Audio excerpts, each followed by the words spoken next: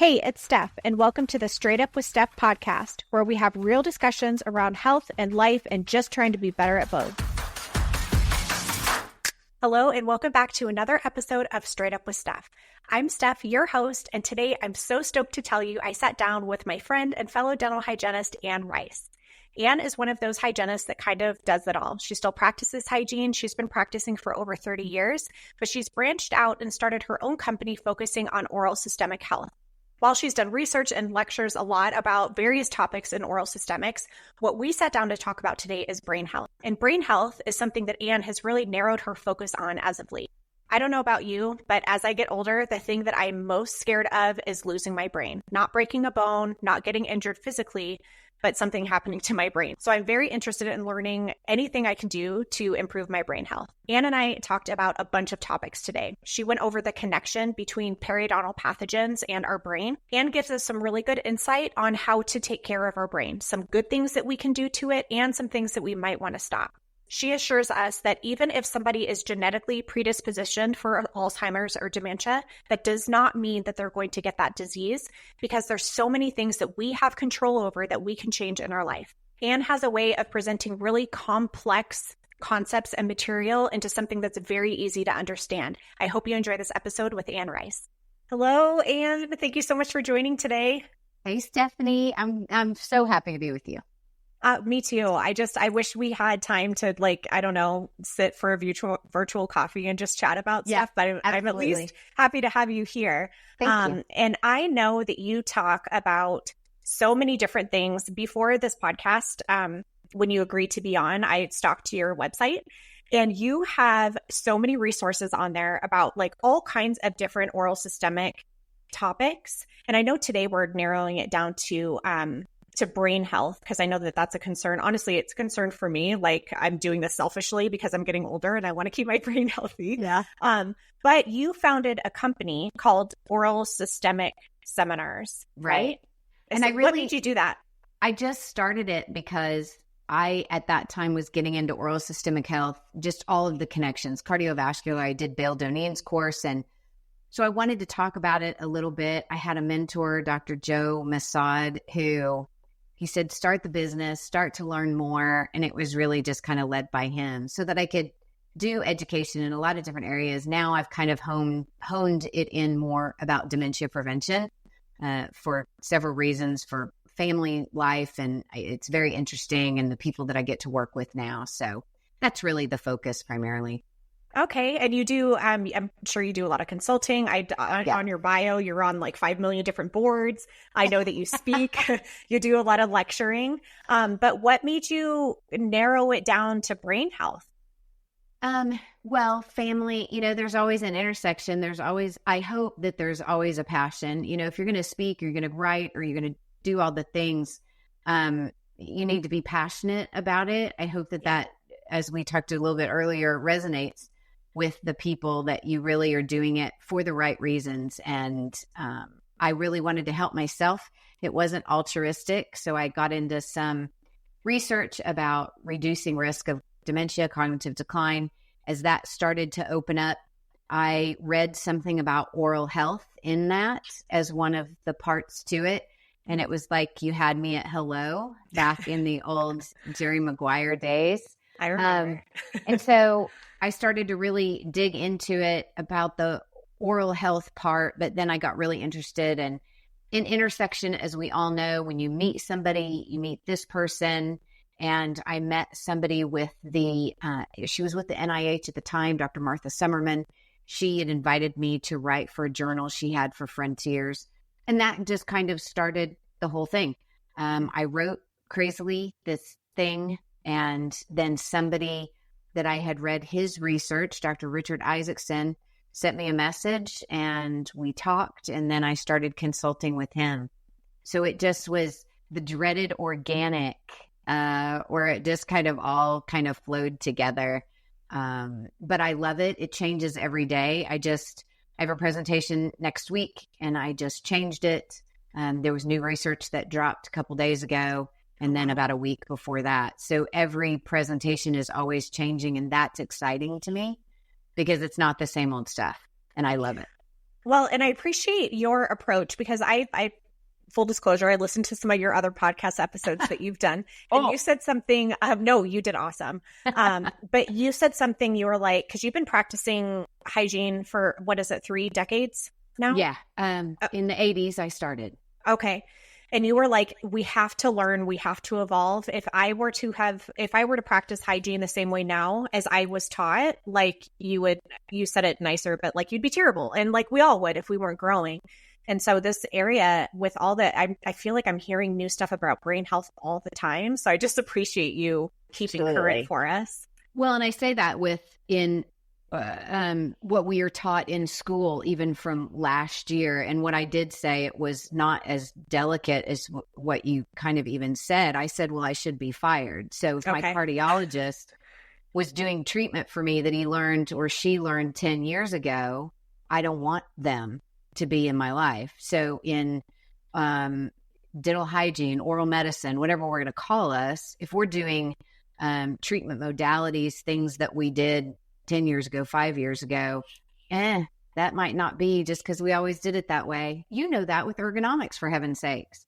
I was the person leaned over, twisted, and I would say I still do some of that. You could still do that with loops, the old school loops, by the way. Oh, you can have terrible posture with the new loops too. Oh, good. I've seen it. Yeah. Note to self. Okay, good. But yeah, you're right. It's always changing. And I like your approach too, because it's not like you're just talking about, I mean, you do talk about Alzheimer's, dementia and all that, but it's also just brain health. Like the health of our brain isn't just the absence, right, of these diseases. It's us thriving in our life.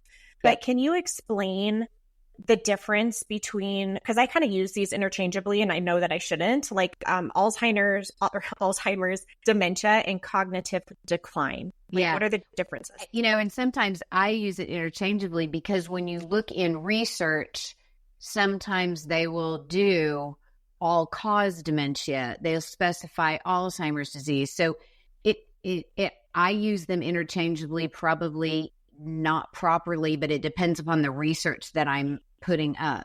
Okay. So it's going to sound different in a presentation. What am I talking about? So dementia is really like a huge umbrella term. It's not a specific disease. It's the impaired ability for you to remember, to think, to make adequate decisions that interferes with your everyday activities. Now, dementia has lots of different causes. They could be reversible causes, an infection, sleep apnea, medical toxicity, let's see, what else? Fluctuations in blood sugar. There's lots of those things that could lead to a memory loss, but like I said, those are reversible. What are the non-reversible? Would be like Lewy body, Alzheimer's disease. Some of those are under that umbrella. So when you use a general term like neurodegeneration, which you'll see that a lot. So that kind of is all of them wrapped together, but what happened in the brain broke down in all different sorts of ways. That's going to be a process like Parkinson's disease. So that's a smooth muscle disease. That's degeneration. That could have memory loss. It could have other things as well. So Alzheimer's, 60 to 80% of the cases. Vascular dementia is the second most common form of dementia. We get into cognitive decline super broad, right? It's a gradual loss of thinking. You and I could have our days go on, but it does affect our ability a little bit to pay attention, to reason, all of those things. So then in cognitive decline, we stage that. There's no cognitive impairment. There's subjective cognitive impairment. There's mild cognitive impairment that often moves forward to the diagnosis of dementia. But mild cognitive impairment is kind of a garbage pail term. You'll see a lot of general practitioners or somebody talking about their family. They have mild cognitive impairment, but why? Why do they have that? Now we have to tease out what caused that sort of memory loss or the ability to function as properly as they did. So does that kind of make sense in the breakdown? Yes, it does make sense. And with like, how prevalent are those issues or Alzheimer's or whatever? How prevalent is that in our population? Well, it's globally about 55 million. Here right now, I think we're at 7 million in the United States. But the caveat a little bit to that is 46 million of us have Alzheimer's disease in our brains silently. So the hallmark symptoms, but you could go asymptomatic the rest of your life. You know, spoiler alert, we're all going to die of something, right? So maybe Alzheimer's is going to come at 95, but I passed at 92, right? So we can stay asymptomatic. Okay. By 2060, they were at about 13, 14 million, I think, here in the United States. But then here's where it gets really confusing. Okay. So my mom recently passed away. On her death certificate said nothing about dementia, but that led to her death. So our medical records are not necessarily accurate. In order to be diagnosed with Alzheimer's disease, it used to be a very invasive process. You had to have a spinal tap or something like that. Now we're doing some blood tests.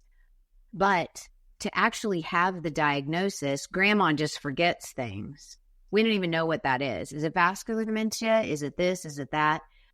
So I just said Alzheimer's disease. How many people have it? So I didn't say Lewy body. I didn't say Huntington's. I didn't say Parkinson's. The real weird ones, Creutzfeldt-Jakob disease. So it's a tough to get a number. Is really what I'm getting at. I bet. And if someone knows that they have like a close family relative who has passed away from that, like, should they assume that they're going to have it? No, never assume. You know what they say about assume? It makes it, what, out of both of us. But absolutely not. There is, there's a couple of books that I really like. Dr. Deepak Chopra and Dr. Rudy Tanzi did Super Genes and, I forgot the other one. To outsmart your genes. So, to keep in mind, even if you have a genetic risk factor, which is oftentimes we see this out in the news of APOE, and then a certain part of that is the number 4 allele to that. Even if you have that risk factor, is not a guarantee you're going to get it, because 60% of the people with Alzheimer's disease don't have that. So anybody can get it. So anybody cannot get it. Okay. It is really, you got to know how to live your life 20 to 30 years before this. It's in your 20s, your 30s, and your 40s.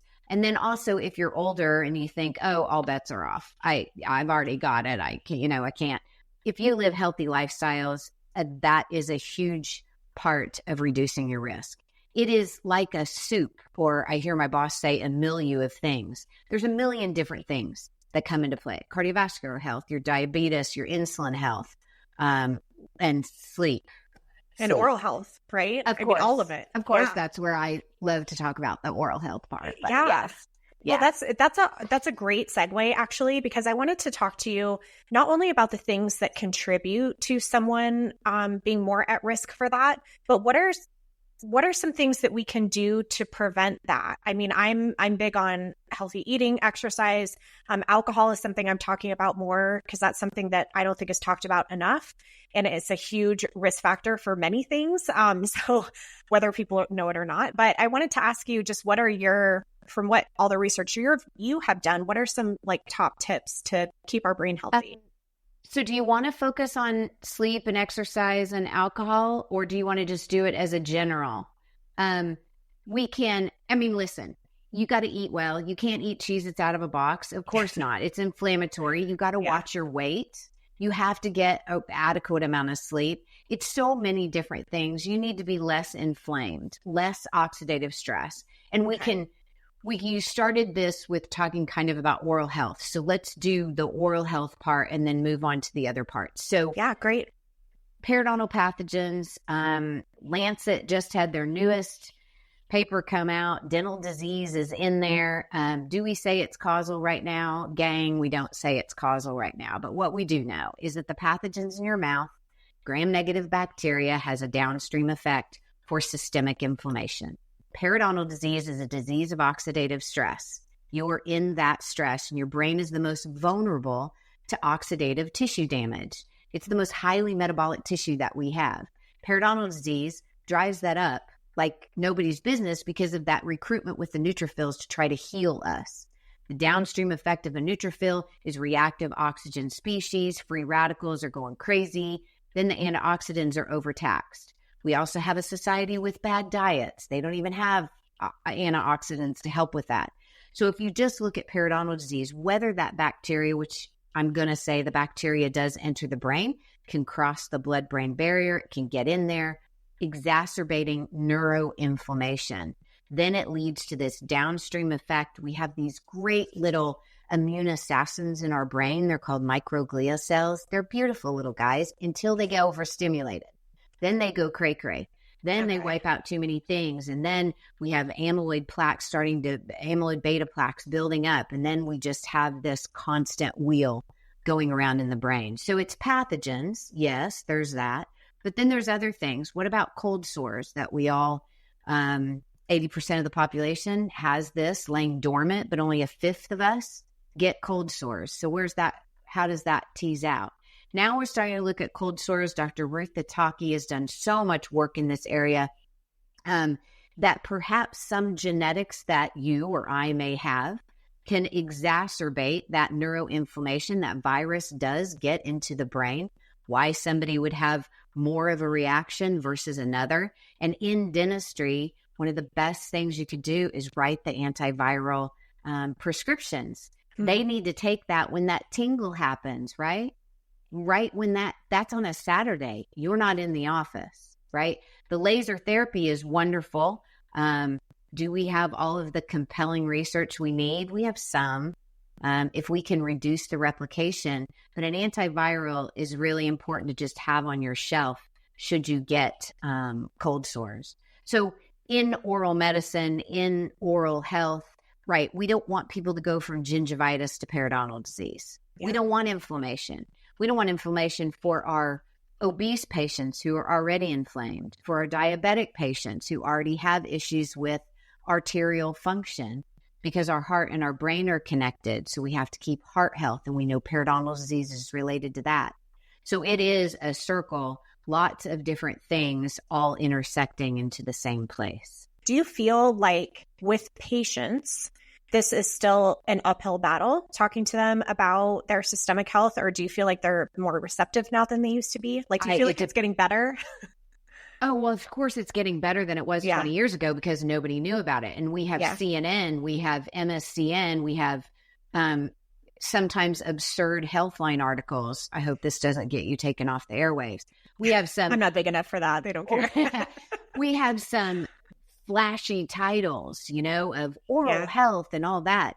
That's been helpful, but we have to be educated about what we're now telling the patients. Some patients don't want to hear that they have high blood pressure. Oh, I know. Yeah. How many patients want to hear that they are overweight? This is where that motivational interviewing comes into play. But I think in dentistry, and I will readily admit, we all want to be liked so much. My doctor does not care, never will care if I like him. It is nothing but a thing for him. Yeah. And so those are the docs I want to see. I want them to give it to me. Like, I don't care if we're friends. Absolutely. And he can, or she can make suggestions, but we're healthcare providers as well. I think it is a different dance. We're not going to do a diarrhea of the mouth telling, oh my gosh, so your pathogens are going to cause you to have a heart attack and this, that, and the other. And I mean, that's not just good dialogue for anyone. You wouldn't do that with your kids when you're trying to tell them anything. So slow and steady, an idea every 3 months. You're going to focus on nutrition in these 3 months with these patients. So you're just going to tease out a little bit of this and a little bit of that. There's a whole nutrition conversation I'd love to have. If you want to heal periodontal disease, we got to start talking about how they're eating and nutrition, because it's called epithelium. It is, you need good nutrition to heal the epithelium. And that goes into brain health. And that's the only reason why I put that together. Do I think that the mass population, I don't know. Do they want to hear about anything? It doesn't really matter. You're a healthcare provider. That's your job. So, in a perfect world, everybody'd understand and listen to advice. Ergonomics, like I said, I hear you in the back of my head. That doesn't mean I'm doing everything that you're telling me. Doing it's another story. Yeah, totally. For sure. Yeah, absolutely. So what are some of the things that people, I don't know, in our population in the U.S. or whatever that you see do regularly that could contribute to those increasing Alzheimer's numbers that you were talking about? Like lifestyle factors. Lack of exercise. Exercise is probably one of the most important things that you can do for your brains. And I'm not telling you to run a marathon or to be the biggest bodybuilder on the planet. We look at exercise. Exercise does a lot of different things. It's going to keep your blood pressure down. It's going to keep your weight down. It's going to keep your blood flow and your oxygen flowing because your brain is using so many of those things. Exercise like hits all the areas doing one thing, right? There's also something that is after you exercise, something called brain-derived neurotrophic factor flourishes after in our recovery. That BDNF is really critical for mitochondrial function, all parts of brain health with blood flow, oxygen. BDNF does so many different things after exercise. So it's kind of a one-hit wonder, especially with cardiovascular health, blood flow. And then when I talk about exercise, I mean cardiovascular exercise, aerobic exercise, but also weight training. You got to do something that you enjoy. Just because, Stephanie, you run marathons doesn't mean I'm going to enjoy that. Yeah. Somebody may like tennis or they like pickleball, but here's something that I want to drive in because people get really daunted with this whole task. It's something called zone 2 training. You're going to take the number 220. You're going to subtract your age. You're going to take that times 60 to 70%. That's your heart rate for zone 2. Zone 2 is so good for fat loss, is so good for longevity. So zone 2 training is very brisk walking. It's not, and I say this all the time, crass as it is, it's not taking your dog to go out and go poo-poo and pee-pee because they stop. That's not zone 2 training. Yeah. This is brisk walking. We have some results about a 3 mile an hour brisk walk, 110, 115 steps a minute, getting us into that target. Now, if you are overweight, you might get to target quicker than somebody that is in a lower weight, but that's your target for where you're really going to get into that zone. So your elite athletes are going to go, hey, sister, I'm an elite athlete. I don't do zone 2.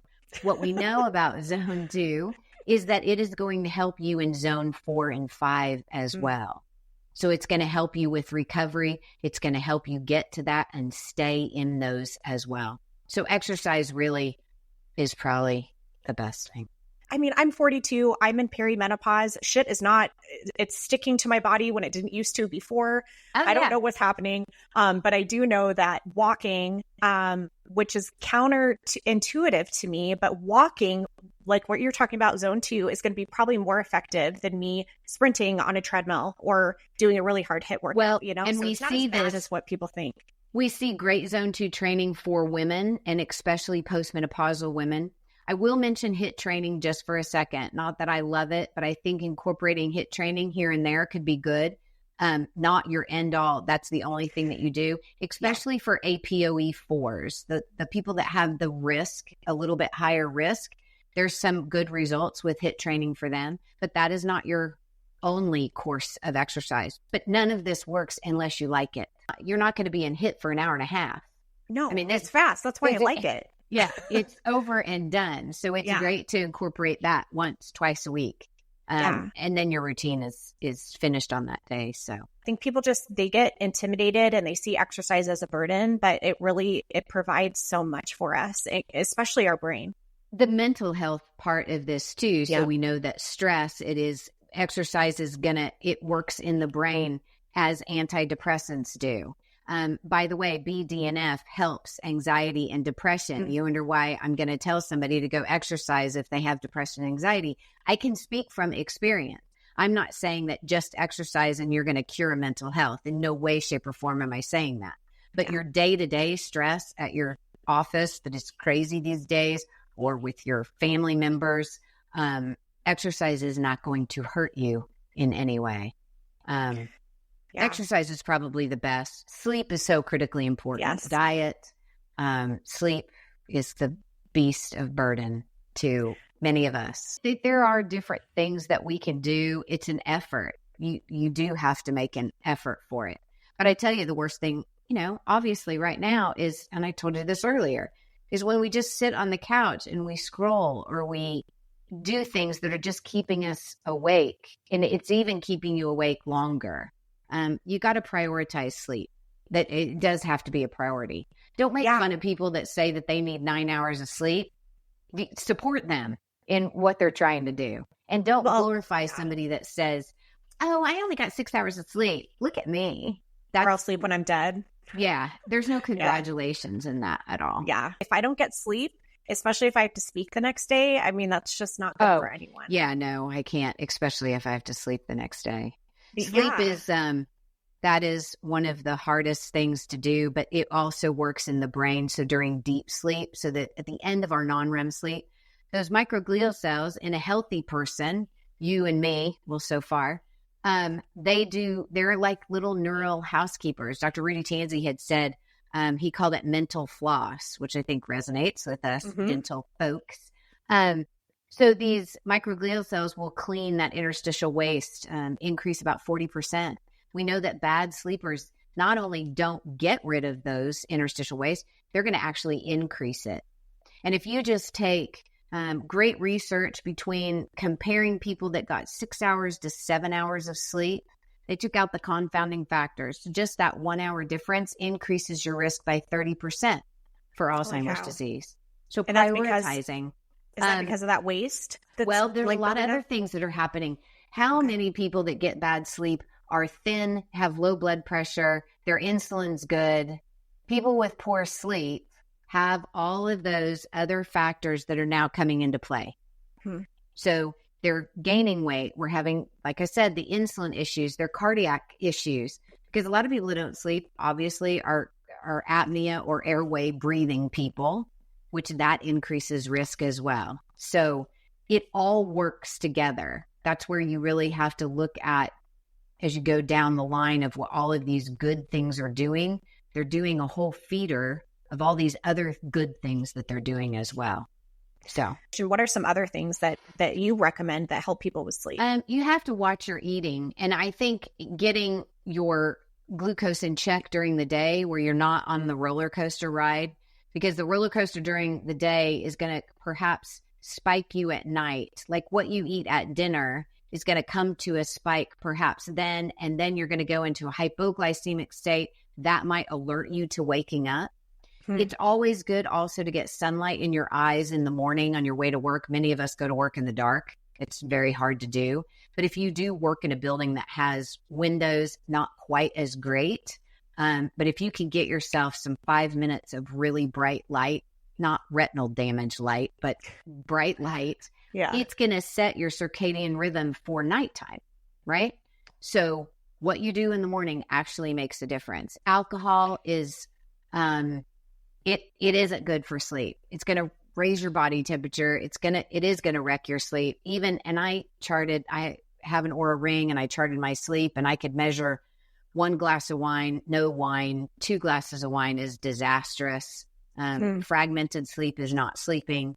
You're not able, when you're waking up all the time, you're not getting into the rhythm of deep sleep. Dreaming sleep, REM sleep, is equally as important. You consolidate memories during sleep. What are the tips? I've done every trick known to man. There is, and I don't say I'm not a sleep expert, but I will say if you truly have a sleep problem, cognitive behavioral therapy works really well. And it works far better than any of the medications do. And also make sure that you're not going on YouTube and doing cognitive behavioral therapy through some person online. They are certified therapists to work through that. So and then there's I didn't know that. Rebound insomnia comes horribly with alcohol, with marijuana, with our medications that we're all taking. Then you're in even more of a pickle, because then you have more insomnia after you start those other things. We all talk about non-REM sleep. We always talk about deep sleep, but REM sleep is super important. And I get on my soapbox, and you can cut this out if you want to, but we're doing this to kids all across America. And it's by early school start times. You wonder why kids have emotional issues in high school? Well, we rip them away from, and it's not because they're on their phones. Teenagers are meant to go to bed. Their rhythm is between 10 and midnight. Okay. And then where my son went to school, they had to be on buses in high school by 6:20 in the morning. Yeah, that's how I grew up. It's crazy. Your REM sleep is happening in the later part. And that's your emotional first aid. That's your free therapist. You don't have to pay for that. That's what takes the sharp edges off of problems. Now we're going to cram all these kids into school that have had perhaps maybe 6 hours of sleep if we're lucky, and then expect them to perform adequately and they have no coping skills. They haven't really learned those yet. Then we strip all of that away from them. It is the most heinous thing, the experiment that just keeps living on. And if we look at it to ADHD kids, now we know this relationship between their poor sleep and their behavioral issues. We know that if you're not getting sleep as a youngster, your learning and memory is not as good. You will not be as smart if you're not getting the proper amount of sleep. In our high school kids, they are now, wasn't this way when I was in high school, now they're tired and they just go to Starbucks on their way to school, or they have the coffee. This whole world of medicating kids to get them through this sleep world. And when I was in the 70s, I think the average, somebody can do the correction, but I think in the 70s, school start times was 8:30 and sometimes 9 o'clock. Now we have two working, it's everything. It's a perfect storm. We have two working parents. You're not going to leave your 6-year-old at home. Like, go catch the bus, darling, at, 8:30. There's a lot of that part of it. There's also the cost. The bus in my community, the same bus does the olders, middles, and littles. So it does this circle. So they do the bigs, they're first. Then we have the littles. Then we have the middles. We don't want the littles out in the dark. It's pitch black in the morning. But then we have the middles coming home in the dark because it's 5 o'clock by the time they get home. There isn't an easy answer. I tried to go to our school board. Yeah. It's just, it's not easy. There's so many things that, it doesn't sound like an easy fix, but I'm sure that that's a huge contributing factor. I remember my son telling me, Mom, I just can't go to sleep. And he was not, we checked his phone. He's 23 now, but we took his phone. He didn't have it at night. He didn't have any devices. So it's not like he was playing on his phone. He was just laying in bed, waiting to go to sleep. Oh my gosh. He couldn't sleep. Yeah. And that's the way their rhythm is. They're later, and that means they need to wake up in the 8 o'clock hour. So that's just how they're built. Like they can't do anything about it. That's how they're built. Dr. Michael Bruce has great information about that when it comes to kids. Okay. Anyway, we got off the rails, Stephanie. No, that's good. No, I like it when that happens. I do. I had Rachel Wall on the other day, and we had this. I had all these questions that I wanted to ask, and she's like, "You know what? I just got off a conversation with someone. This is what I want to talk about." I'm like, "Okay." So we just kind of went with it. But no, I like it when conversations just go off in random spots. Yeah, for sure. Well, I definitely want to have you back on because you are just I don't know. You just have a lot of knowledge in so many different areas that I can't even hit in a 30-minute podcast. So thank you so much for joining today. And if people want to reach you, if they want to learn more about you, can you just say where good places are for that? It's anything. It's my name, A-N-N-E, middle initial O, last name Rice at everything. Or you can do it at Gmail. Give me an email, my website. I'm around. I'm not big into the Instagram around. That's usually dog videos and things like that. But I try. I love dog and cat videos on Instagram. Any animal video, I'm down. Yeah. Well, I'll put all your contact information in the show notes. And again, thank you so much for spending your time with us today. Yep. Thanks, Stephanie.